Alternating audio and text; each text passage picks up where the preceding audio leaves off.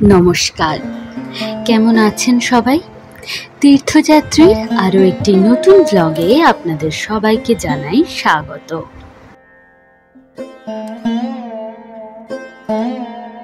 গত পর্বে আপনাদের নিয়ে গিয়েছিলাম চিতে ডাকাতের আরাধ্যা দেবী চিত্তেশ্বরী মা দুর্গার দর্শনে। এই পর্বে আমরা দেখাবো চিত্তেশ্বরী দুর্গা মন্দিরের ঠিক পাশেই অবস্থিত চিত্তেশ্বরী সর্বমঙ্গলা মন্দির। প্রথমেই বলে রাখি, আমরা প্রথম এই সর্বমঙ্গলা মন্দির দর্শনে যাই পয়লা বৈশাখের দিন, কিন্তু বৈশাখের ওই বীভৎস গরমে এতটাই অসুস্থ বোধ করছিলাম যে ভিডিওটা আর কমপ্লিট করে উঠতে পারিনি। ফলে আমরা দ্বিতীয়বার গিয়ে আমাদের ব্লগটি সম্পূর্ণ করেছি। চিত্তেশ্বরী দুর্গা মন্দির এবং 111 শিব মন্দির দর্শনের পর আমরা এসেছি সর্বমঙ্গলা মন্দির দর্শনে। এই মন্দিরও কিন্তু অতি প্রাচীন একটি মন্দির এবং এর সঙ্গেও জড়িয়ে রয়েছে নানান ইতিহাস। এই মন্দির আপনারা চাইলে প্রথমেই দর্শন করে নিতে পারেন।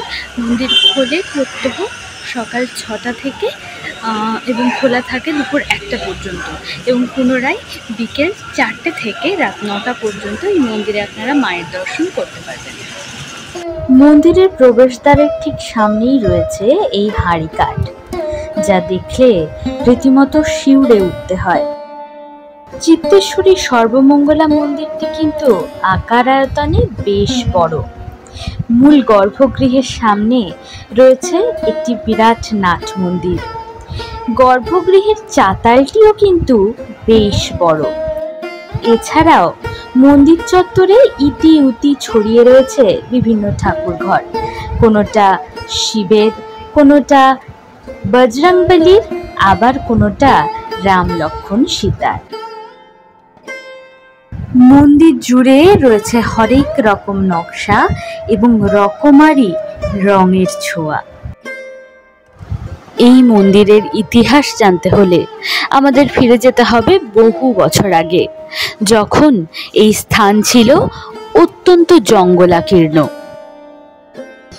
এই মন্দিরের সঙ্গে জড়িয়ে রয়েছে চিতে ডাকাতের বংশধর রঘু ডাকাতের নাম। শোনা যায় রঘু ডাকাত তার স্বপ্নাদেশে পাওয়া এক টুকরো প্রস্তরখণ্ডকে দেবী সর্বমঙ্গলা রূপে পুজো করতেন। পরবর্তীতে পূর্ববঙ্গ থেকে আগত এক ব্যক্তি রামশরণ সিমলাই এই মাতৃ প্রতিমা তৈরি করেন।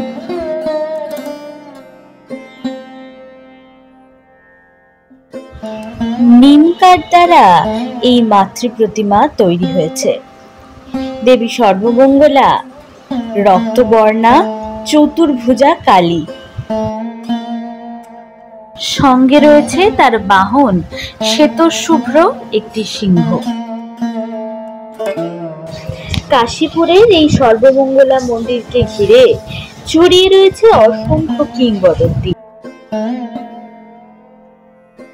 এই মন্দিরে প্রবেশের পর একটি প্রস্তরখণ্ডে লেখা রয়েছে যে রামপ্রসাদ সেনের গান শুনে এই মন্দিরের দেবী মূর্তি, যেটি পূর্বে ছিল দক্ষিণমুখী, তিনি পশ্চিমমুখী হয়েছিলেন এবং রামপ্রসাদ সেনকে দর্শন দিয়েছিলেন। শোনা যায় শ্রী রামকৃষ্ণ পরমহংসদেব প্রায়শই আসতেন এই মন্দির দর্শনে। আমরা জানতে পারলাম যে ভুবন মোহিনী দেবী অর্থাৎ দেশবন্ধু চিত্তরঞ্জন দাসের মা এই মন্দিরেই পুত্র লাভের আকাঙ্ক্ষায় প্রার্থনা করেছিলেন, এবং পরবর্তীতে দেশবন্ধু চিত্তরঞ্জন দাসের জন্মের পর এই মন্দিরের দেবী চিত্রেশ্বরীর নামানুযায়ী তার নাম হয় চিত্তরঞ্জন দাস। এই মন্দিরে মাতৃ প্রতিমা ছাড়াও রয়েছে 3টি শিবলিঙ্গ, একটি সিদ্ধিদাতা গণেশের মূর্তি, এবং তারই সাথে রয়েছেন রাম লক্ষ্মণ সীতা ও বজরংবলী।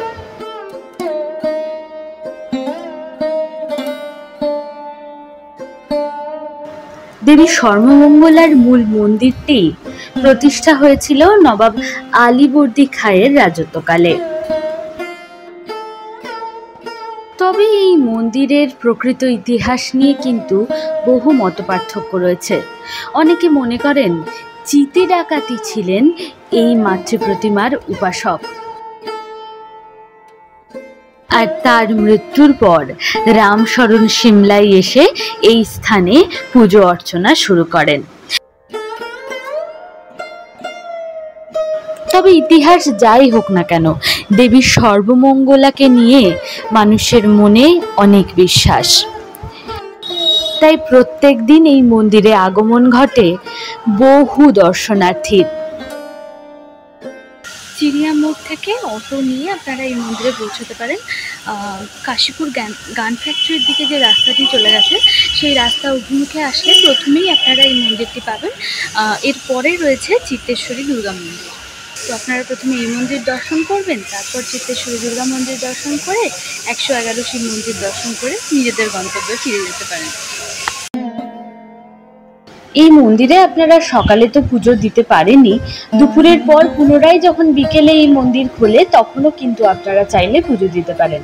আর মন্দিরের বাইরের দোকানগুলো থেকে আপনারা সমস্ত প্রয়োজনীয় সামগ্রী পেয়ে যাবেন। জানি বেশ কিছুদিন আমাদের কোনো ভিডিও যায়নি, বড় ইরেগুলার হয়ে পড়ছি, কিন্তু আমরা চেষ্টা করছি যতটা সম্ভব আমাদের চ্যানেলটিতে রেগুলারিটি মেনটেন করা যায়। আসলে এই গরমের মধ্যে বুঝতেই পারছেন বাড়ি থেকে বেরিয়ে পড়াটা খুবই দুষ্কর একটা ব্যাপার হয়ে উঠছে, যার জন্য গ্যাপ পড়ে যাচ্ছে। তবে গরমটা একটু কমলেই আশা করছি এই সমস্যা আর থাকবে না। তো যাই হোক, আপনারা ভিডিও সম্পর্কে ফিডব্যাক দিতে কিন্তু একদম ভুলবেন না। ভালো লাগলে সেটা আমাদের জানাবেন, বা আর কী করলে আপনাদের আরও বেশি ভালো লাগবে সেটাও জানাবেন। আর আপনাদের অঞ্চলেও যদি এরকম কোনো ঐতিহাসিক মন্দির থাকে বা কোনো মসজিদ থাকে বা কোনো গির্জা থাকে, সেটাও আমাদের কমেন্ট বক্সে কমেন্ট করে জানান। আমরা চেষ্টা করব সেখানে পৌঁছে সেই তীর্থস্থানকে আমাদের ব্লগের মাধ্যমে তুলে ধরতে। তাহলে আজকে এখানেই শেষ করছি। ভিডিওটি ভালো লাগলে লাইক করবেন, আপনাদের পরিজনদের সাথে শেয়ার করবেন।